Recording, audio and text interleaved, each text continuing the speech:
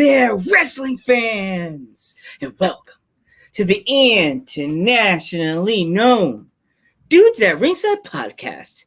I am your host, Joe the Panther III, and now introducing to the mic my co-host for this wow trip around the world and around the solar system, the happy heel himself, the Metal Geek.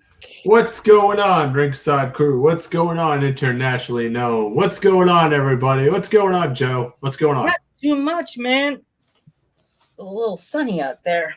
Ugh. Yeah. 7 o'clock starts. Ready to start the show and introduce this fun guest we have today? Yeah.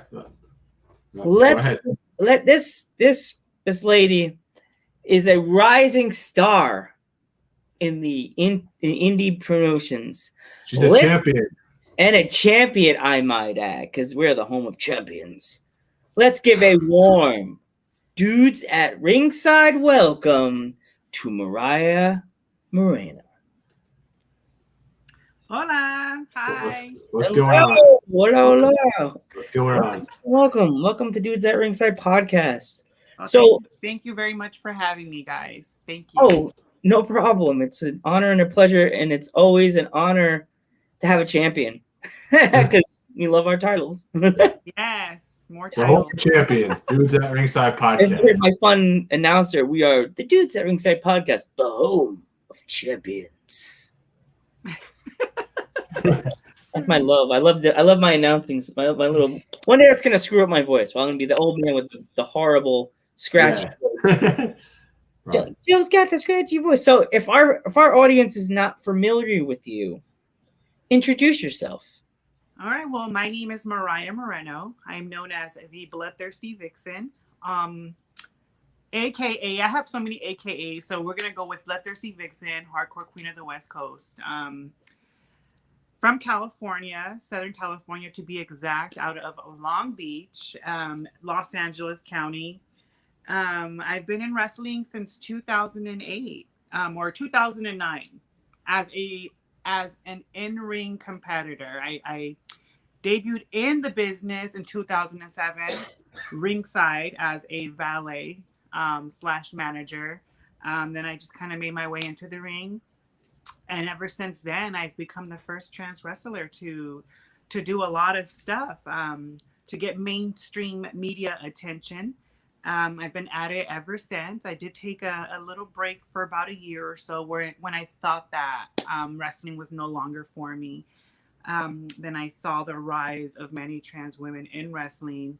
And I said, you know what?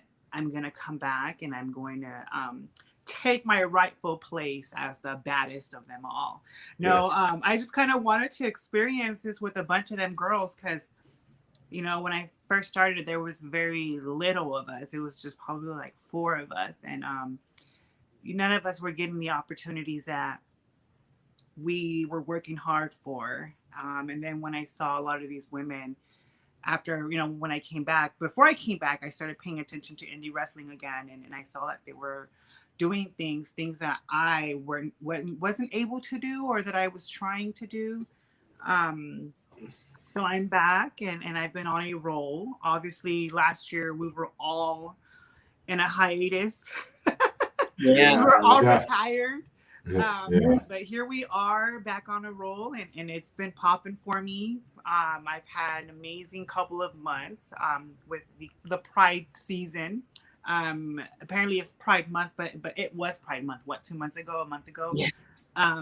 It's a season because it's throughout the entire summer. So we have to switch it from month to season because it's like out here in California, it starts in June and then it just goes out throughout the entire summer because they have like a Pride festival in every major city on the West Coast every month. So a lot of the community, they like to travel for these Pride festivals to party and have a great time and meet new people. And so I like to call it Pride season.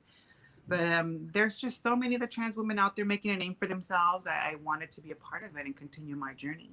And that's the beautiful thing about us here at Dudes at Ringside. We accept everybody. We don't discriminate at all. We don't care if you're gay, lesbian, transgendered, we welcome you with open arms, and just we sit back in our chairs, drink a little margarita or a beer, and we want to hear your stories. That's it. Yes. That's all it's about. Well, thank you for doing what you guys do on behalf of the entire professional wrestling community. Without you guys, we wouldn't be able to share our stories. Without you guys, we wouldn't be able to reach out or get known. You know what I'm saying? To a different or a new audience. Because of what y'all do, I'm able to gain new fans and of course get, if some of them probably won't be happy with what I have to say, so I'll lose a few, but hey, you gain more than you lose, so at the end of the day it works out. I wouldn't want someone supporting me who doesn't like what I have to say anyway. Mm-hmm. But we really do appreciate what you guys do. We really do. It really helps us out. It really does, seriously really does help us out. Yeah. This is, I didn't think about this when before the pandemic started. Geek always gets on my case for it. We could have been doing this in 2009 when me and Geek went to WrestleMania 35, and I really wasn't down for podcast. WrestleMania 35 wasn't in 2009. I think it was 3 years ago, dude. Yeah, I don't know. He's been on this whole. It felt like I lived in the movie Frozen without all the cool big snowmen running around. He was like, instead of you want to build a snowman, Geek was hounding me, do you want to start a podcast? And I was the jerk that slammed the door in his face. No. Yeah. And I was like, I don't want to. Bye. Okay, bye. Okay, bye. Okay, bye. And then, bye, bitch. Slapped the door in his face. Then I started watching these other podcasts. And I was like, these guys are joking with each other. They're friendly. They talk to each other. People starting to know. And I was like, you know what? I want to do it. Yeah. And I just thought this is a fun trip. And now, originally our podcast started out just talking about Raws and SmackDowns, and then Raws and SmackDowns started taking the nose tail down to the ground, if you know what I mean. Yeah, I know. And we were being so negative, and then we turned it negative. Our shows, and I'm like, we got our friends our two wrestling friends that came on our podcast from the East Coast, Damian Dragon and Foxy, which Foxy's a sweetheart. You should definitely try to follow her at the end of this show. It's Viva La Foxy. Such a sweetheart. She's a writer. She's a mom. She's a wrestler. Oh my God. She's a former wrestler. Sweetheart. Oh my God. What the snowflakes? Who's Snowflake, man? No, she's talking about Frozen. Is that? Yeah. So, and then we invited them, and people from England started coming on our show. People from the West Coast, and then a few days ago, we meet you. It was like, this is cool. Here I am, just a few days after meeting me online. Here we are talking, and hopefully one day we meet in person if I ever make my way down to your backyard. Oh yeah, hang out, have a beer. We'll have some beers, have some wings. We love. You like pizza? Yes. You like pizza? Cool. You can all have pizza. I don't mind pizza. It's not my favorite, but I don't mind a slice or two. Yeah. Actually. Sorry. Go for it. Actually, 2 weeks ago, me and Joe went to our first wrestling show in over 2 years, and we're like, "This is a wrestling show? What this is what it says like?" Because we haven't seen it in like 2 years live, so we're like, because everything was shut down, so we're like, we didn't know what to expect, and it was amazing. So and with the podcast now, Mariah, we never thought in our wildest dreams that the indie promotion, we used to sit in the middle sections cheering and booing these people, we'd be welcomed with open arms. We had to pay for our ticket, but they were happy to see us. They were happy to see us. They said, sit wherever you want. And I'm like, do you want to sit ringside? And he's like, dude, that's our freaking name. Ringside. I was like, I don't know why I thought that. I was like, should we sit ringside? I second guessed it. I was like, what if it's for media? Technically without the ID card, you are ringside. Yeah. We're dudes at ringside. Yeah. So yeah, So who trained you? Well, I've had numerous trainers. So we'll go. We'll start with that. I trained out of the Santino's Brothers Wrestling Academy. Oh, we know that. We know who worked. We know. Do you know Hellman Rosecrown or? Hellman Rosecrown. Is he? Did he train out of that school as well? Yes, he did. He did. Yeah. Okay. He's got long curly hair. He looks like Shawn Michaels. He has like the sometimes blue or maroon type lightning bolts down his sides. You know what? No, I don't know who that is. There's so many names that have come out. I started training there. I trained there back in 2008 through 2012 or 11. Uh-huh. I was part of the first graduating class. So you can only imagine. I mean, there's just every 6 months they're pumping out talent. Wow. 6 months they're just like pumping out new names. And back when I was training there, they had Thunder Kitty, Famous B, Ray Rosas.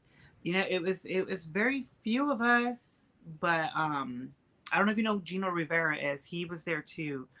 Very few of us, but now it's like their classes are like, oh my God,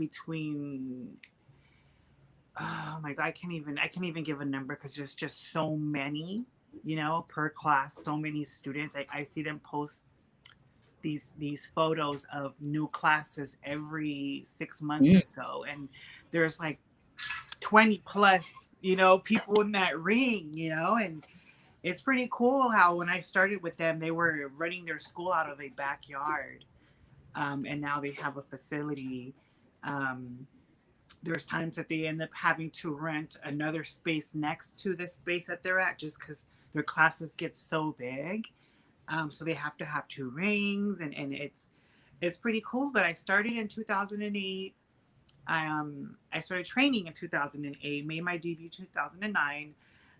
The school consisted of several trainers, which was Chaos, the founder, Mongol, his tag team partner. Both of them are known as the Santino Brothers.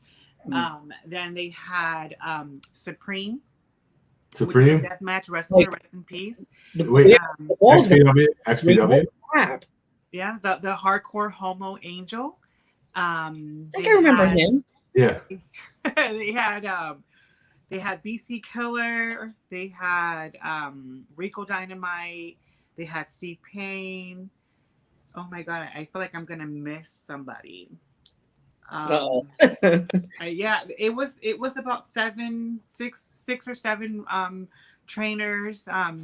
We were learning different styles from each wrestler or from each trainer.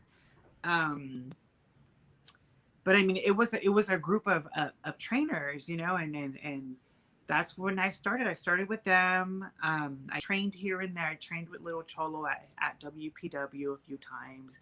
I trained at a few different schools, but I consider Santino's my school, my trainers. I'm still in contact with them. I do plan on returning soon, full time, like training literally like every day that I can. Right now, I'm working too much, and I'm working evenings, so it's very hard for me to make it out that way. And then with there being so many students per class, I don't want to wait in line to get in the ring, Yeah, that's annoying. I need to figure out a time that I can make it in there where it's just a few of us, not many, just a few, just because I don't want to wait in line. Not being that I'm selfish, it's just I'm gonna be driving out that way about an hour, each way, and it sucks to go and be limited in the in-ring time that you'll have, to practice or work on something or learn something new. But I'm not gonna say I'm very close, but I am close to Chaos. I'm very close to his wife, Jezebel, the other owner, because it's owned by Chaos and his wife. It's ran by Chaos, and his wife. But I mean, that's where I started training at, and I'm very happy and I'm honored to have been part of that school. It started off with well, very few. I think it was like 8, maybe 12, somewhere in between there, students. Then I signed up with class 102, which was the second class. There was about 18 of us that signed up. All of us dropped, or most of them, not me. Most of them, only 2 of us lasted. So they were dropping like flies as the weeks went by. The only 2 that lasted from class 102 was Gino Rivera and myself. Mm. We got pushed to class 101 because we advanced. So we started training with class 101. Some of them started dropping like flies. Then we graduated. We graduated and kind of just started venturing off on our own. My success in pro wrestling, the success that I've reached so far, um, I owe it to them. I owe it to them because, if it wasn't for them, I don't think I would have made it on pay per view. I wouldn't have made it on TV. A lot of that stuff that I did in the early years of my career was because of Angel. He was a tag partner of mine. Actually, we were team AAA for East Coast Lucha Libre when we were going out to New York um, to wrestle for Cosmo Vision. Um, the pay per view the pay per views that I did with Mickey Knuckles, where we had this East Coast versus West Coast death match feud going, again, was because of Angel. So a lot of my early stuff in wrestling, I owe it to the Santino School. I started venturing off on my own, and I did Mexico. I got to travel all over the U.S. Wow. I had like the early years of my career were popping from like 2010 to 2015. I was just doing my thing. I was everywhere. I was living off of wrestling money, which is very hard to believe. But being the only trans wrestler that was literally doing something, I was making good money. I was able to charge a very nice fee, um, that allowed me to live my life off of wrestling money. There wasn't many trans, and the trans women that were around then, I don't want to offend anybody, but weren't as athletic as me. They weren't uh, I guess you could say passable, either. That's another word. They weren't what people wanted to see on their show, as a trans competitor. And when they saw something, I was like, when they saw me, they were like, okay, we want her. We can use her in storylines. Like, nobody would know. All the other women, you were able to tell, okay, she's trans. She's trans. But when Yeah. you saw me, you're like, no, is it really? And my early years, I went by the name Amanda. People Mm. would probably find that offensive now because it's Amanda. But Oh, during that time, I was a comedic wrestler. I was all about comedy. I wanted to be, in a sense, degraded. I wanted to be um, offended. I loved when the fans would yell out that, degrading words. I don't want to say the words here, but I oh, love we're that type of uncensored. We don't have to attention. worry about that. Yeah, right. Well, that FAG word, Yeah. the Oh, yeah. tranny word, the degrading words for me was what I sought out to do, whether I was heel or a face. I wanted that reaction from the fans. If I didn't get that reaction, I wasn't doing my job. You Mm. know, um, yeah, it can be scary and dangerous, but at the end of the day, I'm a professional wrestler. And I'm here to make my money. I'm here to make a name for myself. And at the end of the day, I'm having a great time, you know? Yeah. So Yeah. I was doing the whole Amanda thing. I decided to change that up in 2012, um, when I won the AWA Continental Championship, which is a men's championship. And I wanted to be considered more of a serious wrestler versus a comedic wrestler. I wanted to be taken more serious. So from there, after 2012, I kind of just started being respected more as an independent athlete. I made it to the finals in the AWS women's tournament, which is a big thing on the West Coast for women's wrestling, which was against Candice LeRae, my dear friend, Wow. Wow. amazing athlete. Um, but to be showcased on the final match, in the finals with Candice LeRae, for me was like one of the biggest accomplishments of my career. In an indie fed on the West Coast that's respected and known by a lot of people out here who aim to train, or not train, but to wrestle there. For me was like, wow, like There's our buddy right there, yeah, Mariah. I couldn't believe it. I couldn't believe There's our it. friend Thunderfeet. Yeah, he loves deathmatch wrestling, by the way. So Loves it. Thunderfeet. Yes, death he's a match. kid. He's a big fan of the death match, and you said his favorite wrestler is the one you were talking about, Geek. Mariah. Mickey Knuckles. Mickey Yeah. Knuckles. Yeah, Right. Mickey Knuckles. Let's talk about her a little bit. Mickey Knuckles, I call her the deathmatch, the hardcore godmother, just because she makes deathmatch / hardcore wrestlers out of these women that want to become wrestlers. Like, she literally made me a deathmatch wrestler overnight. She has never said no to anything that I've always wanted or that I wanted to try. She always brought her A game. She's an entertainer. She's a sweetheart. She's a mom. She's everything to me. Everything to me. If it wasn't for her, I wouldn't be the Bloodthirsty Vixen. I wouldn't have been able to He's talking about Lufisto. accomplish what I've accomplished in the deathmatch scene. So Lufisto. She was reading it, Geek, and you popped it down. She was reading it. I saw it. Yeah. No, she saw it. She saw it. She saw it. I was like, Kate, in a bunch of. Yeah, Lufisto's also an amazing athlete. I met her a few times. She's actually my trainer Supreme's favorite female deathmatch wrestler. There was a time that she was like the only female, like, I don't know, she was like the only female doing any type of like hardcore wrestling on the West Coast, I believe.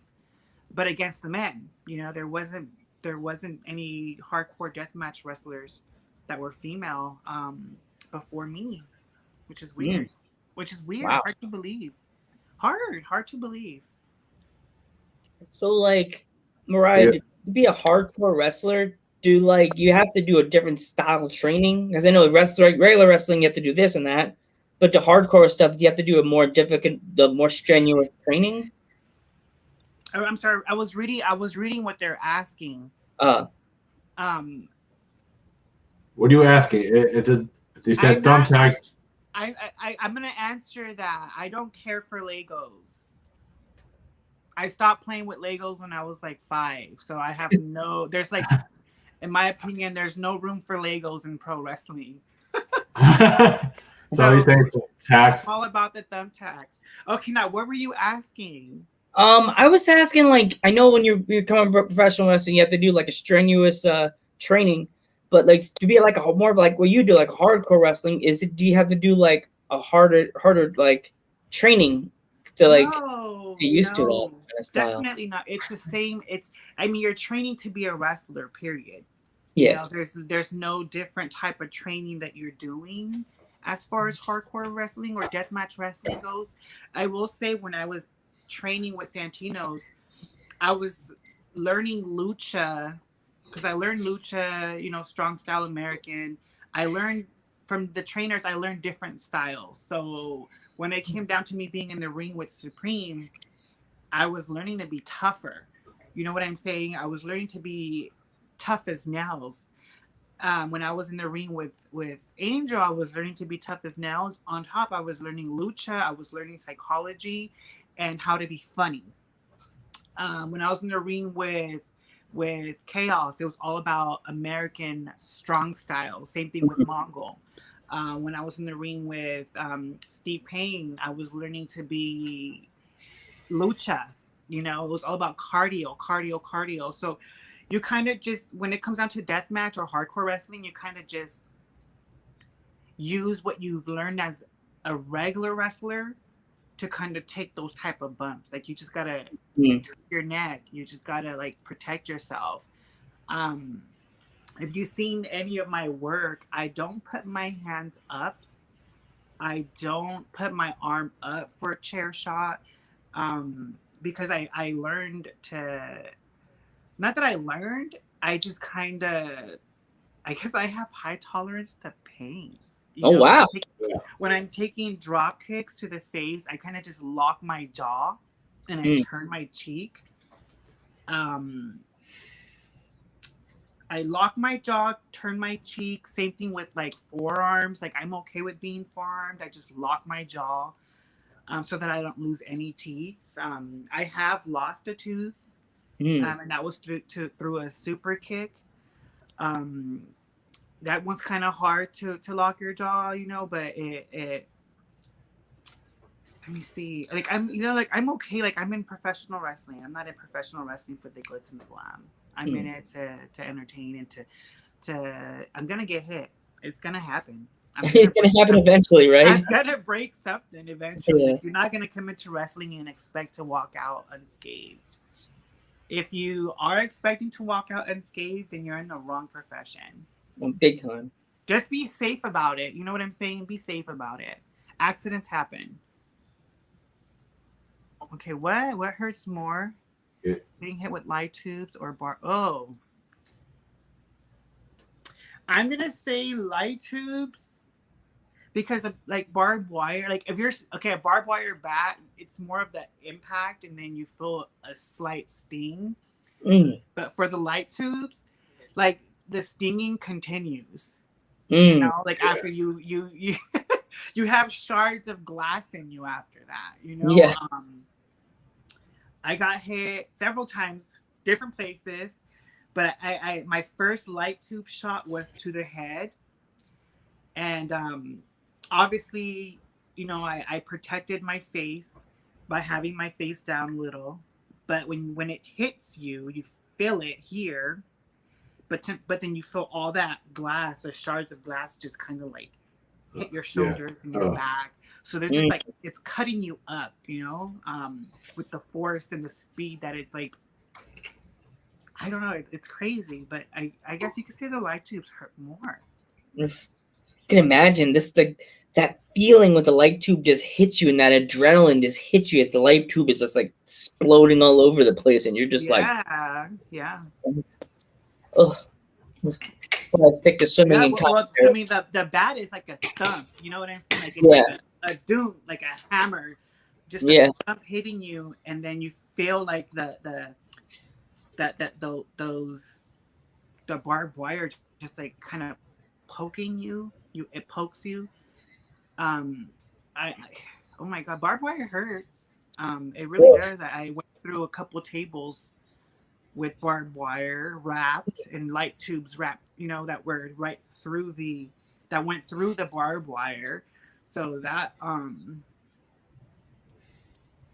was painful, like very painful, but you kind of don't feel it in the moment, you know, because you're listening to the crowd eat it up. Yeah, I can imagine that. Is it? But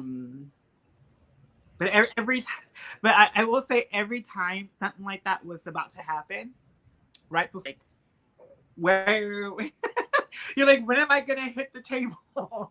You know, like, is it happening yet? Hit me? Yeah. Is there any place you would like to visit, or countries or states you would love to visit? Oh man, right now I really don't like traveling. I mean, I'll travel if you know, for wrestling, if it's the right price, you know, like I've been doing this for over 10 years, you know, and in the first few years of my career, I was everywhere traveling, and I don't mind it for the right price. Now it's like, I don't want to say I'm over it. I just don't enjoy it as much anymore. I don't enjoy flying. And then being, you know, a trans woman, it's very uncomfortable having to go through TSA, having to deal with all that, because you guys can only imagine, you know, going into that scanner thing and pulling you aside because foreign objects happens every time. So Oh, it's very gee. uncomfortable. It's very uncomfortable. So I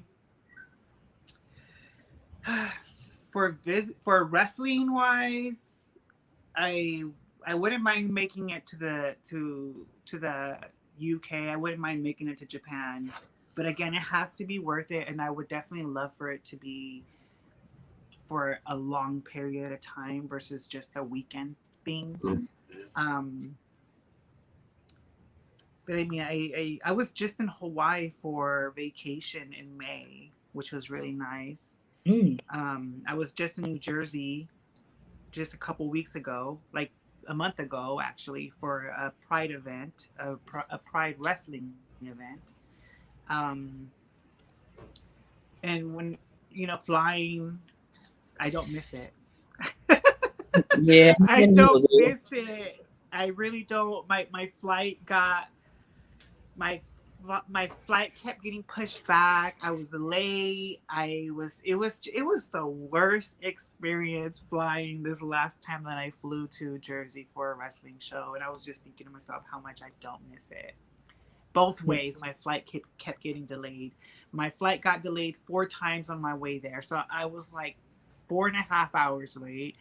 Then my flight got delayed like 3 times on my way back.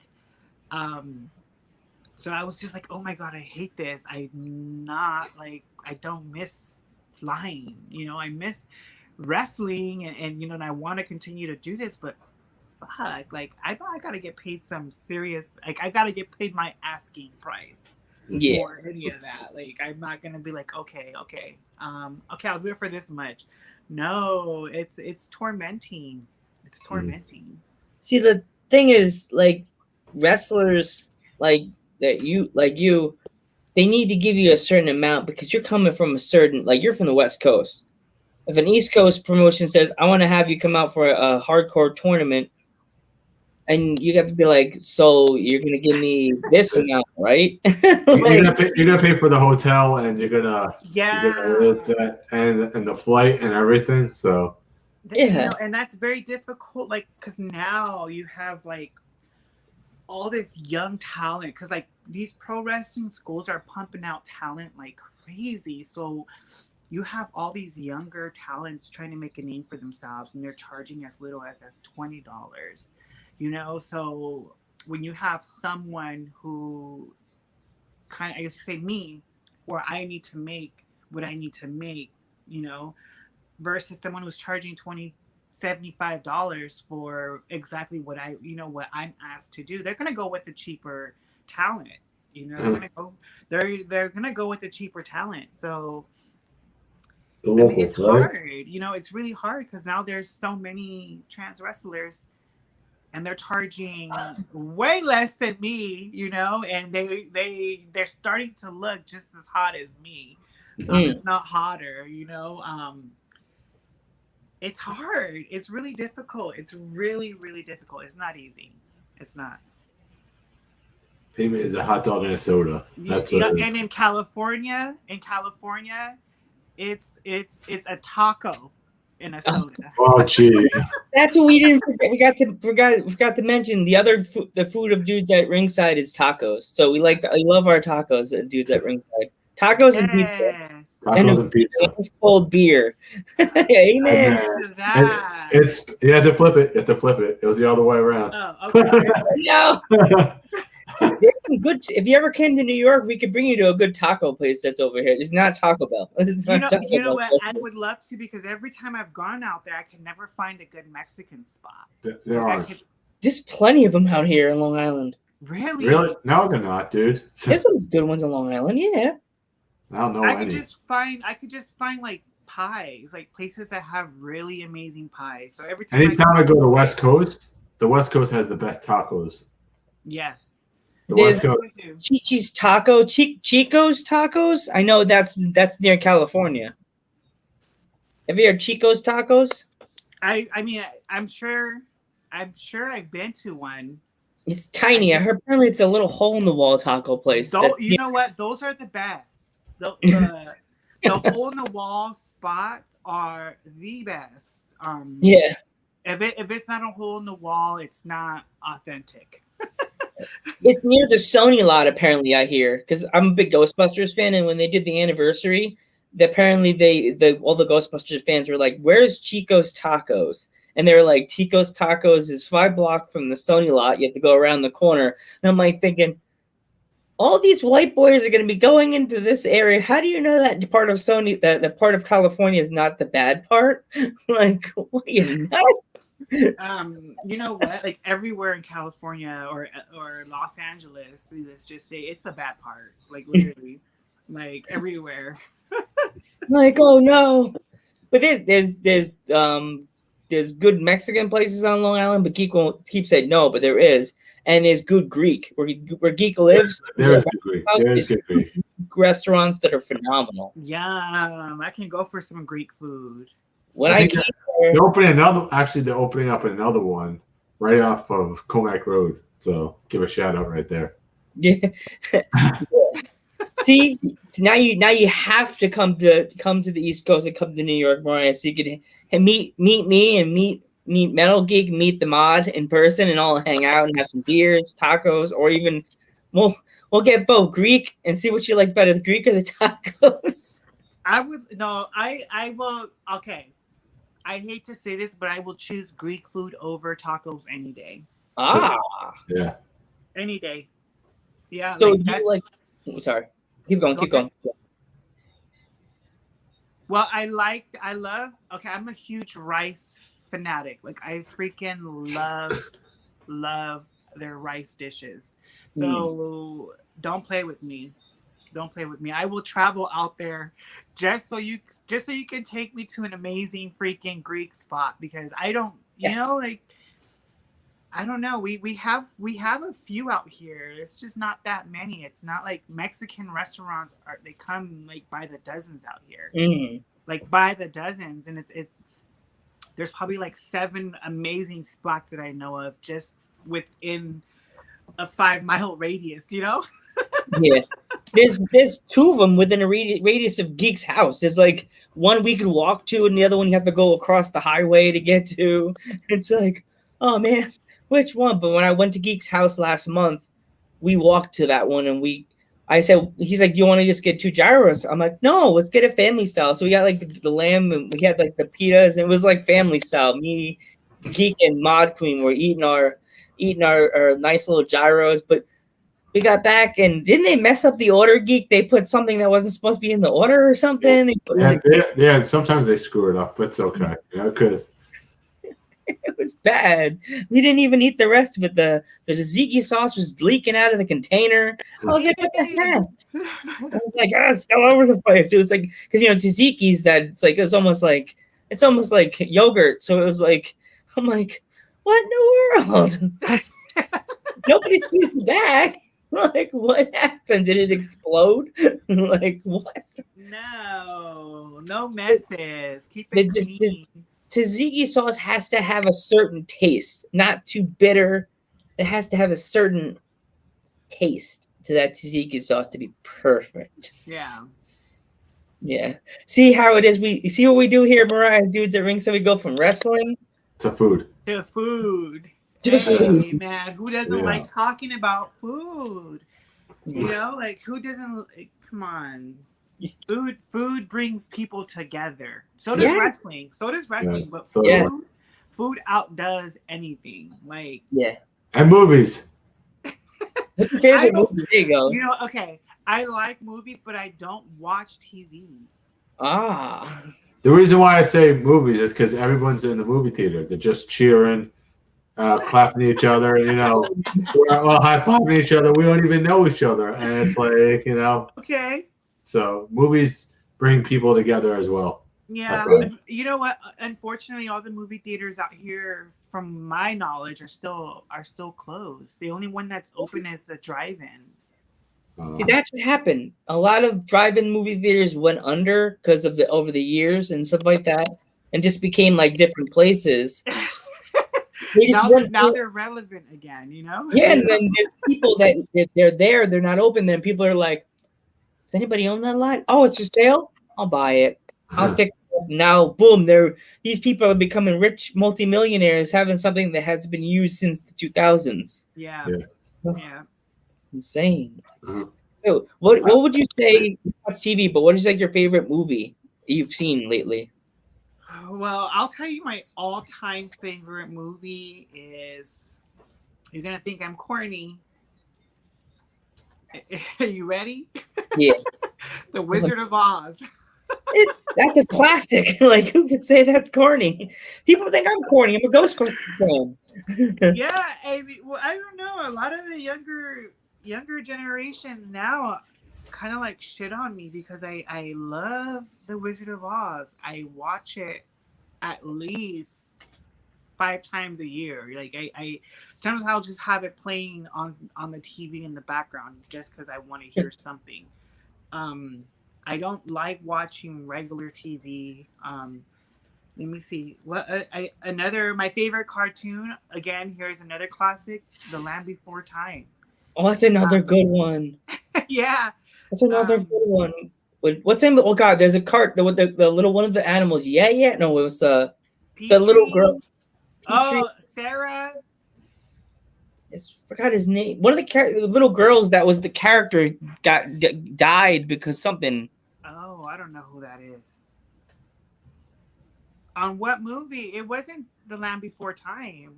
It was one of them. Was it Land Before Time? Because Land Before Time since then have had like a Land Before Time 2, 3, 4, 5. Yeah, there was a whole lot of them. Count.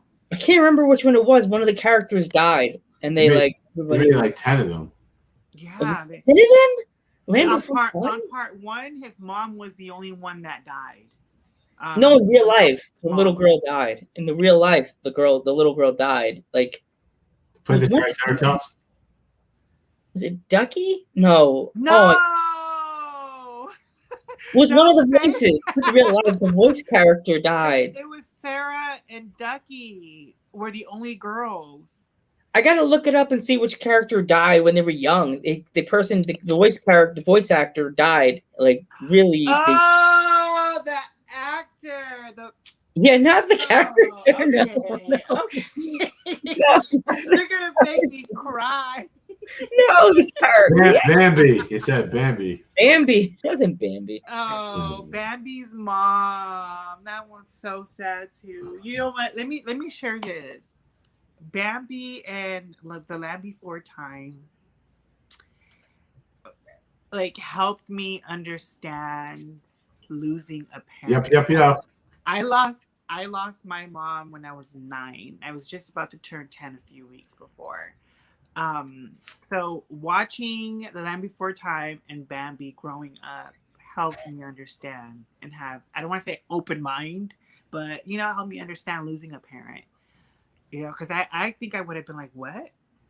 She's not alive anymore? Like, I don't get it. And I remember my mom explaining to me why, or what happens when someone dies. Because I was confused as to what happened to Littlefoot's mom. That was more graphic because you saw the T-Rex chewing at her back. Yeah.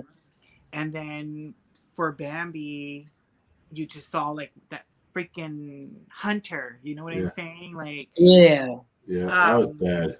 Yeah, as an adult, you get like, ooh, it's crazy. I can't. And it's so weird because I was watching something on YouTube, Mariah, that they were saying what they messed up in a lot of Disney movies, and they talk about that scene, and when it was like a video, like I forgot when I was watching this, and the person's like brought little things that were like wrong. They said first off, they showed the Bambi scene. They said that's wrong because you're not supposed to kill the female deer. You're supposed to kill the male deer. So that was a failed shot. I don't hunt, but I watched the video. Guy was making a joke about it. He's like, sad that they killed the mother, but that's a failed shot. You don't kill the female deer. You kill the male deer. Is that what yeah, I think that's what hunters do, right? They want the antlers. Yeah, they said it was a fail safe. They said they screwed that scene up because they go after the male deer. Unless the hunters were hunting for meat, then I don't think it matters. If they're hunting for food, I don't think if it's male, female, a calf, you got to survive. And and that's probably what they were doing. They Yeah. probably weren't trophy hunting. Yeah, they made it such that they were like, I was laughing so hard. I was like, oh my God, because where I live in Pennsylvania, there's so many deer. So we pulled up to our street, and there they are, the mother with two baby deers on the side of the road, just hanging out, just eating, just chilling. It was so cute. My mom took pictures. She was like, oh my God. I'm like, Mom, just keep driving. You look like a tourist. Stop it, Mom. Stop it, Mom. Oh God. You know what? And, I when I was living in St. Louis, we were driving. We were on our way to Indiana, um, for a wrestling show. We were driving through a neighborhood. There was a deer, a female deer, full grown female deer, being eaten up by like over a dozen. What are they called? Vultures. It was oh like God. gruesome. It was gross. I felt so bad for that deer. I wanted to like shoo them away, but they, to like leave it alone, let it just decompose. But I mean, oh, that poor deer, poor thing. Yeah. What got you into wrestling anyway? Oh, okay. Well, yeah. I'm trying to change the topic, make it more Yeah, happy. let's talk about wrestling again. What I say? Conversation again. Well, I was trying to get it before Joe cut me off again. I was into wrestling before I even knew what wrestling was. I was a toddler, and I remember watching Glow briefly. I was visiting my dad's side of the family, who are strict Christians. No, Catholics. There you go, strict Catholics. So that was forbidden in that house. But I remember a family member, my uncles and aunts, they were all like teens and older, so they controlled the television for the most part, and they were flipping through channels, and wrestling girls, that's what I called it. That's, the fighting girls, the cat fight girls, is what was on television, which was Glow. And we watched it for just 2 or 3 minutes, and every now and then they would flip through the channels, and that would be on there for just a few minutes because grandma would come in and change that. That's not, that's bad. That's from the devil, and all this and that. And I loved everything about it. The colorful one pieces, the makeup, the wrestling promos, the characters, the voices. I loved everything about it. And this is in the 80s.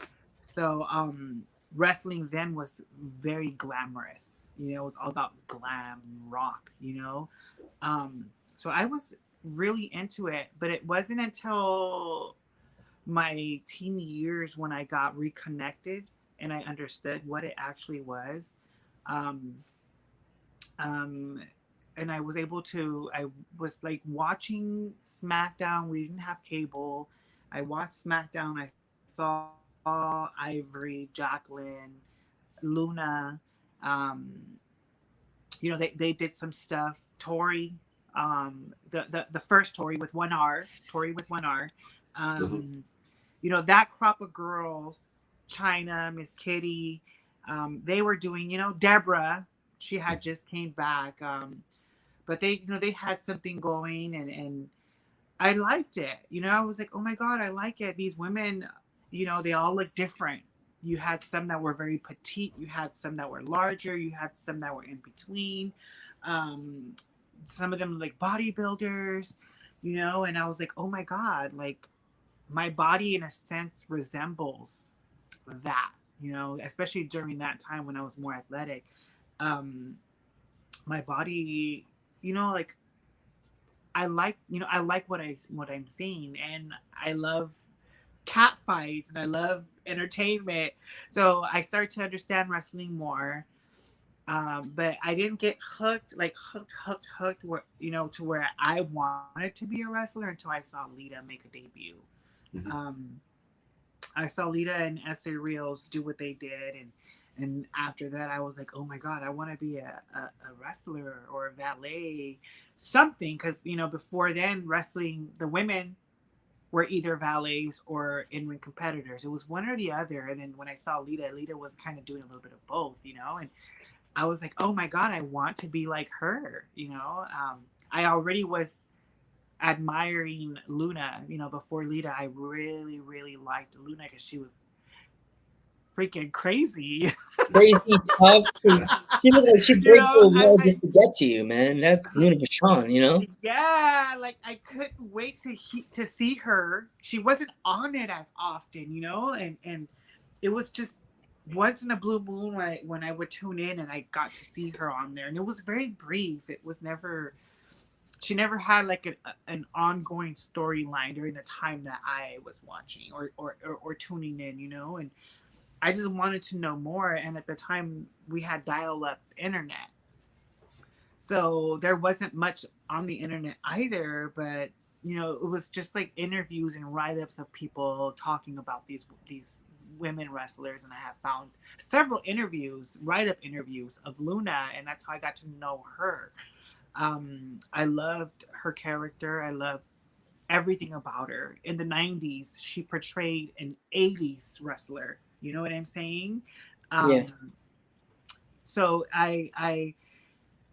it would take, watching her took me back to when I was a child, and watching Glow for just minutes, you know, and her character was way out, you know, was something different compared to all the other women that were on SmackDown. But then when I saw Lita, because Luna was gone by that time, when I saw Lita, I was like, okay, I really like her. I like what she's doing. I love red. Red is my favorite color. So you know, at the time I wanted red hair. I never had red hair, but I wanted red hair. So I was like, oh my God, I like her. And here I am, like this fan wanting to be a wrestler. So that was how I kind of got into, no, that's how I got into wrestling. I was just a big, huge fan, and I just wanted to follow into their footsteps, that crop of the girls and women. And it wasn't until 2007 when I started doing valet work. During that time, 2006, 2007, I became a fan of Ariel, my dear friend Shelly Martinez. I became a fan of hers, and I was like, you know what, I have to do this, and I have to do this now, because if I don't do it now, it's never going to happen. So it wasn't until MySpace opened up a whole new world. Opened up a whole new world of independent wrestling, which I had no idea existed. I thought it was just WWE and that's it. Same thing with Tough Enough, you know, Tough Enough years before. I thought it was just kind of like you got scouted by WWE and then you got brought in, you know, yeah. or you would have to sign up and do some type of Tough Enough workout and you got brought in. I had no idea there was independent wrestling schools. I had no idea until MySpace. MySpace kind of opened the doors and opened my eyes. I think it's back. Yeah. I was telling Geek we need to get on MySpace. Dudes at Ringside needs to be on MySpace. That's what I was telling him. He's like, yeah, right. So you're lying. You're fucking lying to me. And then I went. He typed in. We were. I think we were on the phone. I think we were on the webcam or whatever. And he was like, "Oh my God, you're right. MySpace is back." Wow. Is it really back? Yeah. Oh wow. You have to look it up online. After I get off with you guys, I'm gonna go. Do you still have an active MySpace? Do you still have active? Do you still have an active MySpace? Because if you remember, I don't remember my login information, so we don't either. So I kind of like had to like rejig it to my Facebook, and it went through my Facebook, and I'm like, oh, all the old pictures are gone. No. Because I had some pictures that I could drag and stick on my laptop and stick into my Instagram. Yeah, I remember logging into my MySpace, I guess like in 2014, somewhere around there, when it was already like done. It was like a place to promote your music, I believe. I think it was like music. Yeah, that's what became music now. Yeah, I had logged in and all my pictures were gone, and I was so devastated because during my MySpace time, that was like the first couple of years of my career. All my photos, videos, Everything was on there. All the photos of me doing valet work was there, and I'm sad. I'm heartbroken, man. I was heartbroken because I lost all of that. Yeah, I had like all these pictures from the past from when I did stuff. I would go to movies or go to shows with Geek. I'd post them on I would load them on. I would put them on my computer. I had them on my computer. Like I never got a chance to save anything. I'm like, oh, ruined it. Like, Yeah, it's sad. So hopefully it's something similar to what it was, years ago. it looks like a music thing. It kind of looks like a Napster or like a. It kind of looks like a almost place you get a podcast style. That's what it looks like. Okay. There's all these bands' pictures on the main page now. I'm like, what is that? So yeah, I'm trying to think. Oh, I got one. There is one promotion that I'm totally gonna plug, and I always do this, and that's the show we went to, me and Geek.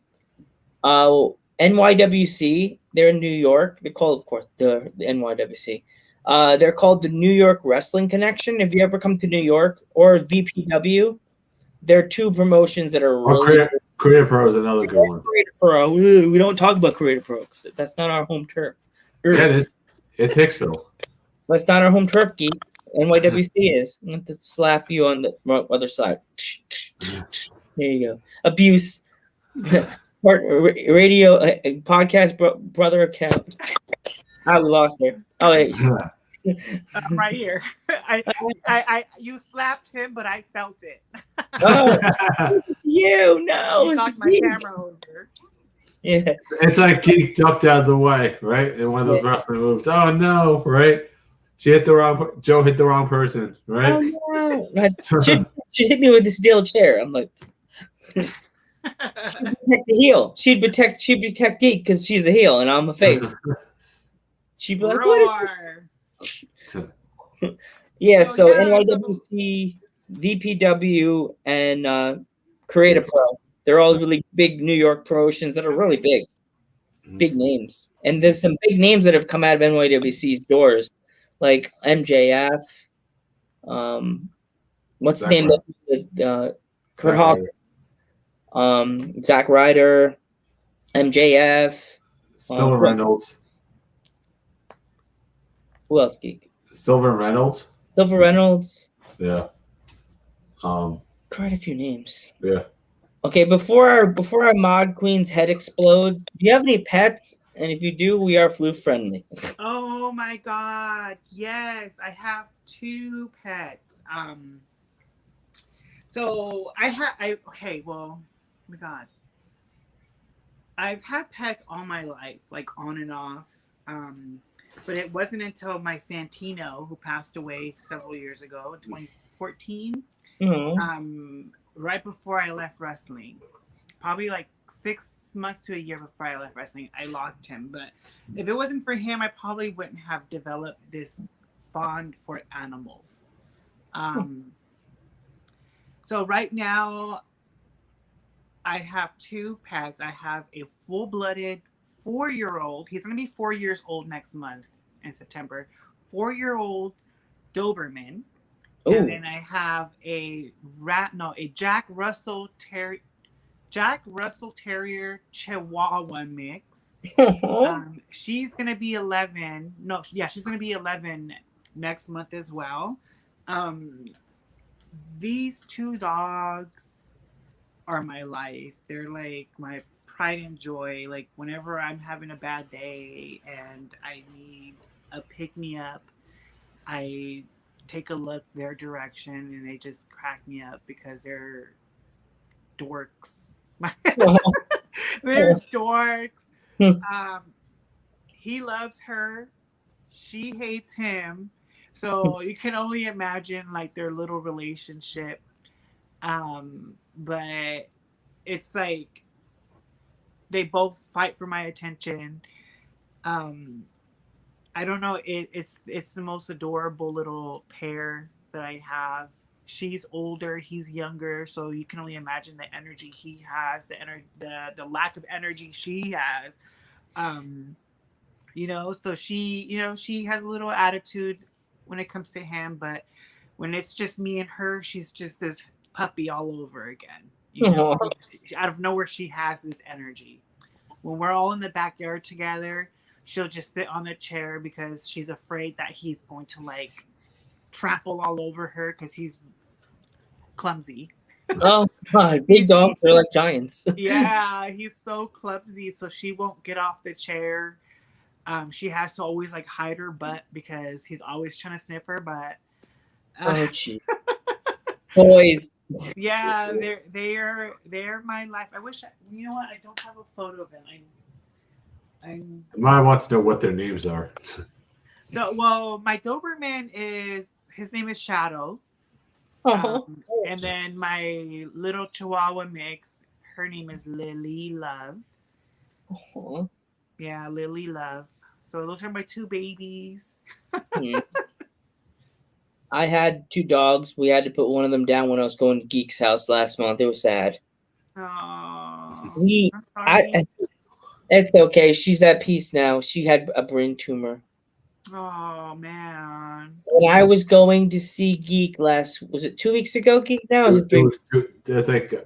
I think it was 3 weeks ago. It was 3 We were weeks. interviewing that day. I was late because of we had to put the dog down, and then we drove down to Long Island. We were interviewing Rebel Cal. Kel. Man, you got all these people, Joe, and you don't even know their names. Oh my God, Joe. Sounds like Cal. She's a super sweetheart. If you ever bump into her, you tell her, I was on Dudes at Ringside too. She's a super sweetheart. And we get in contact with so many different promotions and wrestlers. Sometimes the names all loop together for me. So we're having an all female indie promotion coming in a few months called Liberty Pro Wrestling. Ooh, how fun! Yeah. And if we would you mind if we name dropped you to the owner? Of course, I would love for you guys to do that. Yes. So don't forget 11 Pro. Elevate Pro. Tonight at 10 o'clock, we're also gonna have 11 Pro Wrestling. Elevate. What's that? Elevate Wrestling, which is in New Orleans, Louisiana. Well, definitely name drop you to him because he's the CEO of the company. Uh-huh. Yeah. Okay. We're getting a lot of fun guests here at Dudes at Ringside. We're trying to get our name out there to like maybe one day we could be the guest commentators at their event, you know? Uh-huh. Yeah. Or something like that. Something like that. Like I don't want to be guest commentary because I have to keep myself PG then. Yeah, I don't ever do commentary because I'm not PG at all. Yeah. I'll drop off bomb. Joe, if we ever got sponsored, we would have to be PG. I know that. Because then it's so funny. We were joking on Instagram with the Dudes at Ringside. We would go on like certain businesses' Instagram pages and would say like, Taco Bell. Hey Taco Bell, or hey Taco Bell, tacos and wrestling go together. Am I right? That's what we were right on their page. Hey, Taco. I think one person actually got back to us. 1 or 2 persons. White Castle actually got back to us, and wow. they we said hi, White Castle, and they went back with the hand. White Castle. Actually, they Instagrammed me. Actually, yeah. Oh, they did. They messaged me on Twitter. Actually, so they did get back to me. I haven't had White Castle in a freaking long time since I last was in St. Louis. They actually have one in Long Island. That's the other place we could bring you when you come to Long Island. We'll bring you to White Castle. Oh, no. I mean, I will say I love White Castle, but I don't want to be gassy. No, yeah. That's the number one problem with the White Castle. We're gonna be blowing up the car. You open all the windows. We're gonna be blaming, competing with each other on who can fart the least or the most. They're like, don't fart, I can't help it. Oh my god, I'm so sorry. Blowing up the car. Yeah. It's like What's the most hardcore spot you ever taken? You lost her? Yeah, no. I have to stay away from like White Castle, but I mean I haven't had it in a while. Yeah. So yeah, Geek was trying to ask you what is the most hardcore spot you've ever taken. God, can you hear me? Oh Yeah, yeah, Okay. Yeah, I was saying that I had got suplexed from the inside of the ring. Supreme was on the apron, so he like suplexed me from the inside over the top rope onto a table that had that barbed wire and the light tubes into it. That one was probably the most painful one. Then I would say my second one would be when Mickey Knuckles, she threw me off a stage, or like swung me by my hair off the stage into the post. Oh. I bounced off the post. Shoulder hit the post, then my body turned, and then my back hit the apron. So that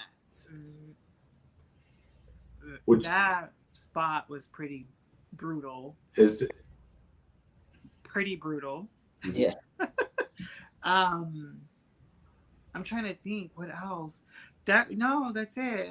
I mean, I've had some pretty crazy spots, but I would say the table one was the most brutal. Yeah.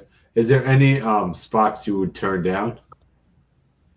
I probably would never wrestle barefooted. Ooh. Yeah, I probably would never wrestle barefooted just because I do loss prevention work. And I have to be on my feet.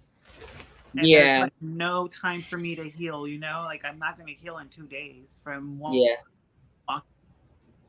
Yeah, you need to walk. Loss prevention. You need to be able to walk around everything. Yeah. Uh-oh. Did you lose me? Yeah, you frozen a little bit. Yeah. There we go. So. Oh, you're back a little bit. Okay. I think that may be a sign. Maybe a sign. Start wrapping it up. Is a sign. It's a sign. Amen. Oh no. Well, if you have to wrap it up. Yeah. I'm okay with that. Tell our fans where they could find you or find any of your merch that you have. If you have merch, upcoming matches. You know what? I don't do merch, and I'll tell you why. Because you guys, I'm talking to the fans. This is why. Okay. You guys ask for merch, and when I bring merch, you guys don't buy it. That's why. So, no merch. I was talking to someone today, in fact, that same artist that we were talking about a while ago. I asked her to make a drawing for me with a little logo below it. And the logo is going to say the best of both worlds. Which I'm thinking of dropping a t-shirt on t-shirt or wrestlingtees.com or whatnot. Since I've never paired up with them, I'm thinking of possibly doing that. But I need to make some sales because these fans, I'll release something and they don't buy anything, and it's like it sucks. That's very discouraging. It's heartbreaking too. It hurts my feelings because I'm like, where are all my supporters now? Yeah, that's not fair. It's like you ask for stuff and then you don't buy it. What the heck, right? Yes, so that's why I said I may do it with Wrestling Tees just because I don't want to pour anything out of my pocket, and that's where it hurts me the most is when I'm taking money out of my pocket to give you guys merch and you guys don't buy it.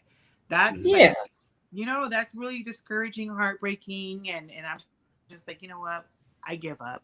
I'm over it. I give up. So I don't want to get, I don't want to be bitter after this release of this possible shirt, Like, is there any show? We'll see what route I decide to go. I'm sorry? Oh, sorry. Are there any Repeat that. shows that are coming up this month for you? Any what? Any shows, upcoming shows for you, like you wrestling anybody. Yes, I do. Yeah, there is Dungeon Championship Wrestling here in California, which is Sage St. Christina Von Airy and myself in a triple threat match in the main event. And then there is, oh my God, what company? Oh my God, I can't remember the name of the company. Oh no.